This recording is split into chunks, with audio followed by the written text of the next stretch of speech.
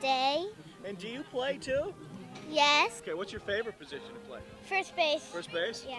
You good first baseman? Yeah. It's really fun, and you get to play a lot of positions. And we've got a very special guest with us today. It's a Miss Lou Pace, and Lou is the #1 fan for the Viejo Little League. Tell us about how long you've been coming out to see these young men. Well, I started in 1984 to root for my great-nephew at the lake. He used to play at the lake, and I rooted for him until he finished high school and went on. And I have no children, so I felt very lost. But I write poems, and I wrote a poem for my brother, and I was going to surprise him and mail it. It was published in the International Library of Poetry. And so I went to the post office at the pavilion, near the pavilion, and on Oso Parkway. And this young girl waited on me, and I thought she was superb. She gave me excellent service, and I wanted to give her a commendation. And she told me her boss was not available. So I kept my promise, and I went back the following week, and there was a long line at the postal unit, and I told her I didn't have time. I had my mom in the car.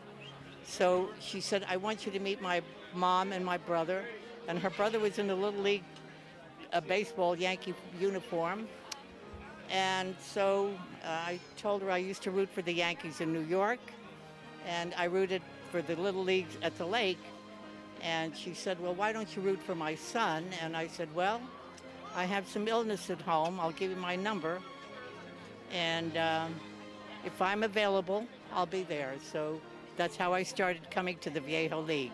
Hi, Viejo Little League. I liked Little League because it was fun, and it's fun to participate in baseball. We're here with Ian at the opening day of the Viejo Little League. How you doing, Ian? Good. What's your favorite position?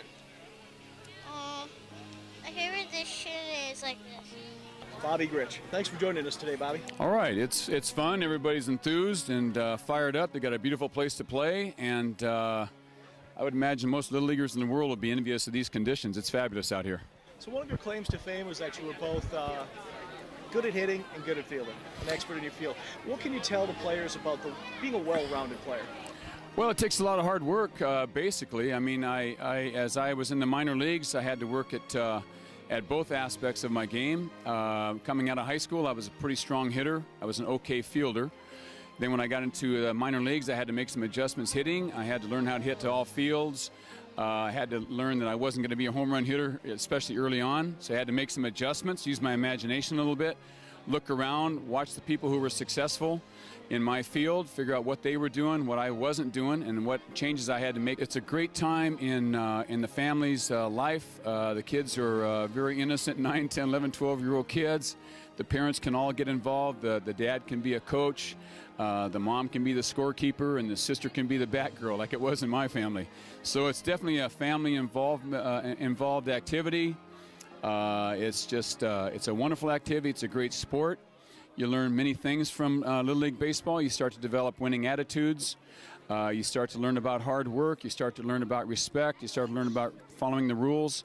All kinds of things where these young people start to develop their characteristics that will help them throughout the rest of their life. So it's a wonderful activity, wonderful sport, and it's just great that the entire family can get involved.